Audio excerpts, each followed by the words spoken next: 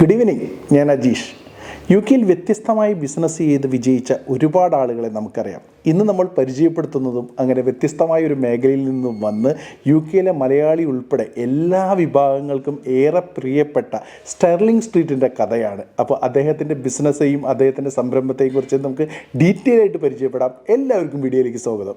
Jijo sir, 15 വർഷമായിരിക്കുന്നു sterling സ്ട്രീറ്റിൻ്റെ ഈ വിജയഗാഥ ആരംഭിച്ചിട്ട്.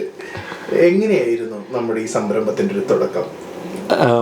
15 വർഷം എന്ന് പറയുമ്പം സ്റ്റെർലിംഗ് സ്ട്രീറ്റ് എന്നുള്ള ബ്രാൻഡ് 15 വർഷമായിട്ടില്ല, ജേണി 15 വർഷമായി. അതൊരു എവല്യൂഷനായിരുന്നു ശരിക്കും പറഞ്ഞാൽ, ഒരു ഓർഗാനിക് എവല്യൂഷൻ.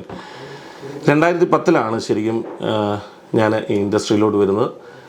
ഞാൻ അന്ന് ജോയിൻ ചെയ്യുന്ന അലീക്കോയിൽ, അമേരിക്കൻ ലൈഫ് ഇൻഷുറൻസ് കമ്പനി. എൻ്റെ മാനേജർ ചെറിയാനായിരുന്നു. അതിനുശേഷം 2011 അലീക്കോ മെറ്റ് ലൈഫ് മേടിച്ചു. ഞാൻ അലീക്കോയിൽ ഒരു അഡ്വൈസറായിട്ട്, ഇൻഷുറൻസ് അഡ്വൈസറായിട്ടാണ് തുടക്കുന്നത്. മെറ്റ് ലൈഫ് 2011 മേടിക്കുന്നതിനോട് ഞാൻ മാനേജറായിരുന്നു. എനിക്കൊരു ടീമുണ്ടായിരുന്നു. 2011 തൊട്ട് 2014 വരെ ഞങ്ങൾ മെറ്റ് ലൈഫിലായിരുന്നു. 2014 അന്ന് എൻ്റെ ടീം അടക്കം ഞങ്ങളുണ്ടായിരുന്ന 970 അഡ്വൈസേഴ്സിനെ ഓപ്പൺ വർക്കിലേക്ക് മാറ്റി. ഒരു ബിസിനസ് കോർപ്പറേറ്റ് ട്രാൻസാക്ഷൻ ആയിരുന്നു അത്. അന്ന് മുതൽ ഞങ്ങൾ ഔൾ ഫിനാൻഷ്യൽ എന്നുള്ള ബ്രാൻഡിലായിരുന്നു മുന്നോട്ട് പോയിക്കൊണ്ടിരുന്നത്. എനിക്ക് ഏതാണ്ട് ഒരു 30-35 പേരടങ്ങുന്ന ടീം ആ സമയത്തുണ്ടായിരുന്നു.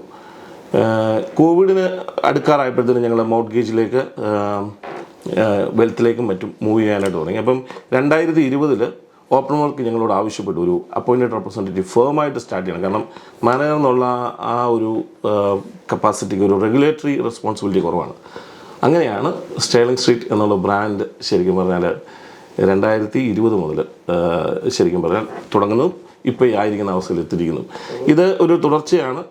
അന്ന് മുതൽ ഇന്ന് വരെ എൻ്റെ ബോസ് ഒന്ന് തന്നെയാണ്. തുടക്കം പോലെയല്ല, ഇന്നിപ്പോൾ യു കെയിൽ ഏറ്റവും അറിയപ്പെടുന്ന ഒരു ഫേമാണ് നമ്മുടെ ഫേം. അപ്പം എങ്ങനെയാണ് നമ്മുടെ ഒരു ടീം നമ്മുടെ ഒരു യാത്രയിൽ എത്രമാത്രം അവർ ഹെൽപ്പ് ചെയ്തിട്ടുണ്ട്? അവരാണെല്ലാം. നിലവിൽ ഇപ്പം നമുക്ക് 57 അഡ്വൈസേഴ്സ് ഉണ്ട്. അവരൊക്കെ സെൽഫ് എംപ്ലോയിഡ് അഡ്വൈസേഴ്സാണ്. ഞാൻ ആ കൺസെപ്റ്റിനെ പറ്റി കുറച്ചുകൂടെ കഴിഞ്ഞിട്ട് പറയാം. 17 മോർട്ട്ഗേജ് അഡ്വൈസേഴ്സ് ഉണ്ട്. എനിക്ക് തോന്നുന്നു നമ്മുടെ കമ്മ്യൂണിറ്റിയിൽ, മലയാളം സംസാരിക്കുന്ന കമ്മ്യൂണിറ്റിയിൽ നിലവിൽ ഏറ്റവും കൂടുതൽ അഡ്വൈസേഴ്സ് ഉള്ളത് മോർട്ട്ഗേജ് അഡ്വൈസേഴ്സും പ്രൊട്ടക്ഷൻ അഡ്വൈസേഴ്സും ഉള്ളത് ഒരുപക്ഷെ സ്റ്റെർലിംഗ് സ്ട്രീറ്റ് ആയിരിക്കും. അവരെ സപ്പോർട്ട് ചെയ്യുന്ന ബാക്ക് ഓഫീസാണ് ശരിക്കും ഇത് കൂടാതെ നമുക്ക് ശരിക്കും പറഞ്ഞാൽ നമ്മുടെ കംപ്ലയൻസ് ഇവിടെയല്ല ലുക്ക് ആഫ്റ്റർ ചെയ്യുന്നത്. അത് ശരിക്കും ഓപ്പൺ വർക്കിൽ നിന്ന് തന്നെയാണ്. അവിടെ നിന്നുള്ള കംപ്ലയൻസ് ടീം ആണ് കംപ്ലയൻസും റെഗുലേറ്ററി ആസ്പെക്ട്സും ഒക്കെ ലുക്ക് ആഫ്റ്റർ ചെയ്യുന്നത്. ഇത് ശരിക്കും അഡ്മിനിസ്ട്രേഷൻ ഓഫീസാണ്. ഇതുകൂടാതെ നമുക്ക് നിലവിൽ വോക്കിംഗ് ഹൈ സ്ട്രീറ്റിൽ ഒരു ഓഫീസുണ്ട്. അത് അവിടെ ബോവൻ ആണ് ലുക്ക് ആഫ്റ്റർ ചെയ്യുന്നത്. അതുപോലെ തന്നെ ലിജോയുടെ ലീഡർഷിപ്പിൽ നോർത്ത് ആംപ്ടണിൽ മറ്റൊരു ഓഫീസും കൂടിയുണ്ട്. അതുകൂടാതെ ഇനിയിപ്പം നമ്മൾ അടുത്തതായിട്ട് ഡോൺകാസ്റ്റലിലും ഷംസ്ഫോർഡിലും ആയിരിക്കും നമ്മൾ ഈ ഒരു വർഷം ഓഫീസായിട്ട് തുടങ്ങാൻ പോവുക. ഇതാണ് ആഗ്രഹം. ശരിക്കും നമുക്ക് അഡ്വൈസേഴ്സ് പറയുകയാണെങ്കിൽ എല്ലായിടത്തും ഡെഫിനറ്റ്ലി ഉണ്ട്, നിലവിലുണ്ട്. നമുക്ക് സ്കോട്ട്ലൻഡിലുണ്ട്, പ്ലിമൗത്തിലും ഉണ്ട്. സോ എന്നാ ടോപ്പ് ടു ബോട്ടം ഇപ്പം ഉണ്ട്. 57 അഡ്വൈസേഴ്സ് ഉണ്ടല്ലോ. അവർ മൾട്ടി ലിംഗ്വിസ്റ്റിക്കാണ്, എല്ലാവരും മലയാളികളല്ല. അതിൽ ഞങ്ങളുടെ ശരിക്കും പറഞ്ഞാൽ കൺസെപ്റ്റ് തന്നെ എത്നിക് മൈനോറിറ്റീസിനെ സപ്പോർട്ട് ചെയ്യുക എന്നുള്ളതാണ്.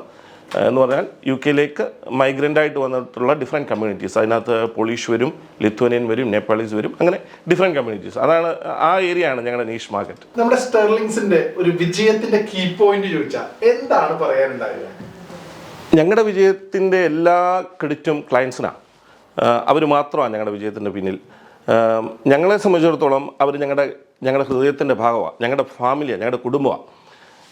ഞങ്ങളെപ്പോഴും ഞങ്ങളെല്ലാ അഡ്വൈസേഴ്സും പറയും, നമ്മളൊരു ക്ലയൻറ്റുമായിട്ടൊരു തുടക്കം, ഒരു ഇൻഷുറൻസ് ആയിക്കോട്ടെ, ഒരു മോർട്ട്ഗേജ് ആയിക്കോട്ടെ, നമ്മൾ ഒരു ട്രാൻസാക്ഷൻ തുടങ്ങുമ്പം അത് അവിടെ കൊണ്ട് അവസാനിക്കുകയല്ല. അത് അവിടെ നിന്ന് തുടർന്ന് പോകുന്ന ഒരു പ്രക്രിയയാണ്.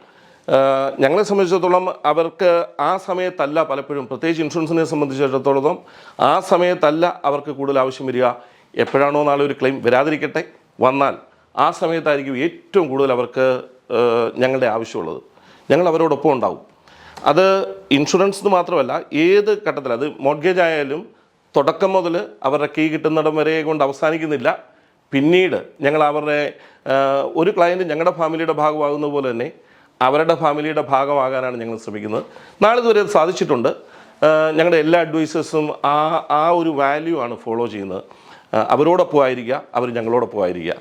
ഇത് മാത്രമാണ് നാളിതുവരെയുള്ള സിമ്പിളായിട്ട് പറഞ്ഞാൽ ഞങ്ങളുടെ വിജയത്തിൻ്റെ രഹസ്യം. സ്റ്റെർലിങ്സിനെ തേടി ഈ കാലയളവിൽ നിരവധി അംഗീകാരങ്ങൾ വന്നിട്ടുണ്ടെന്ന് അറിയാം.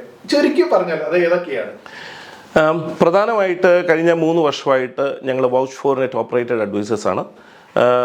ഭാഗ്യവശാൽ ഞങ്ങളുടെ എല്ലാ അഡ്വൈസേഴ്സും തന്നെ ആ ടോപ്പ് റേറ്റഡ് കാറ്റഗറിയിൽ മെയിൻറ്റെയിൻ ചെയ്യപ്പെടുന്നുണ്ട്. ടൈംസിൽ ബെസ്റ്റ് ടോപ്പ് റേറ്റഡ് അഡ്വൈസേഴ്സായിട്ട് ഞങ്ങൾ തുടർച്ചയായിട്ട് ലിസ്റ്റഡ് ആണ്. അതൊന്ന്. ബാർക്ലേസിൻ്റെ ഡൈവേഴ്സിറ്റി ഇൻക്ലൂഷൻ അവാർഡിൻ്റെ ഫൈനൽ നോമിനീസായിട്ട് കഴിഞ്ഞ വർഷം ഞങ്ങളുണ്ടായിരുന്നു. ഇതിലുപരി ഈ വർഷം ഞങ്ങൾ ഏറ്റവും പ്രൗഡാക്കുന്നത് firm of the year award, open വർക്കിൻ്റെ firm of the year award ഞങ്ങൾക്കാണ് ലഭിച്ചത്. 876 ഫേംസ് ഉള്ള ഏറ്റവും ലാർജസ്റ്റ് അഡ്വൈസറി നെറ്റ്വർക്കിൽ ഒന്നാണ് ഓപ്പൺ വർക്ക്. ആ ക്വാളിറ്റിയിൽ ഒരു കോംപ്രമൈസും ചെയ്യാത്ത ഓപ്പൺ വർക്ക് എന്നുള്ള നെറ്റ്വർക്കിൽ അതിൽ firm of the year award കിട്ടി എന്ന് പറയുന്നത് 4000 അഡ്വൈസേഴ്സ് ഉള്ള ഫേമിൽ അത് ഞങ്ങളെ സംബന്ധിച്ചിടത്തോളം വളരെ പ്രൗഡാണ്. ഇതിലൊക്കെ ഉപരി ഞങ്ങളെ സംബന്ധിച്ചിടത്തോളം ഏറ്റവും വലിയ അവാർഡ് ഞങ്ങളുടെ ക്ലയൻസ് തന്നെ പറയുന്ന ചില നല്ല വാക്കുകളുണ്ട്. ചില സമയത്ത് ഞങ്ങളുടെ കണ്ണ് നിറഞ്ഞു പോകുന്ന അവസരങ്ങൾ ഉണ്ടായിട്ടുണ്ട്. അതാണ് ആ ക്ലയൻസിൻ്റെ സാറ്റിസ്ഫാക്ഷനാണ് സത്യം പറഞ്ഞാൽ ഞങ്ങളുടെ ഏറ്റവും വലിയ അവാർഡ്. ഒരുപാട് സോഷ്യൽ റെസ്പോൺസിബിലിറ്റി ഉള്ള ഒരു ഇൻഡസ്ട്രിയാണ് നമ്മൾ വർക്ക് ചെയ്യുന്ന ഇൻഡസ്ട്രി. അപ്പം നമ്മൾ സമൂഹത്തിന് വേണ്ടി എന്തെങ്കിലും തിരിച്ചു നൽകുന്നുള്ളൂ? തീർച്ചയായിട്ടും ഞങ്ങൾ പലപ്പോഴും തോന്നുന്നുണ്ട് ഞങ്ങൾ ഒരുപാട് ബ്ലെസ്ഡാണ്.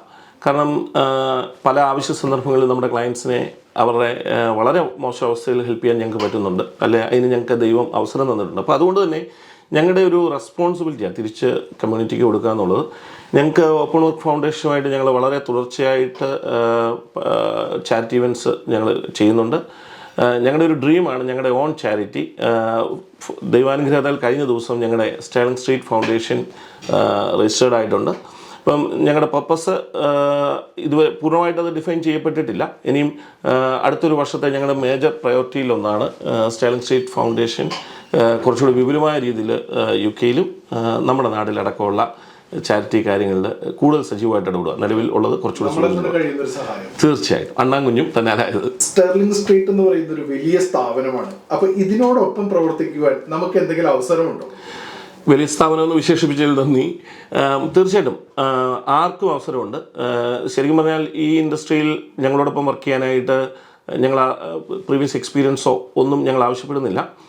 കംപ്ലീറ്റ് ട്രെയിനിങ് ഞങ്ങൾ തന്നെ പ്രൊവൈഡ് ചെയ്യും. ഓപ്പൺ വർക്ക് സ്റ്റേർലിംഗ് സ്ട്രീറ്റും കൂടെ സംയുക്തമായിട്ടാണ് അത് പ്രൊവൈഡ് ചെയ്യുക.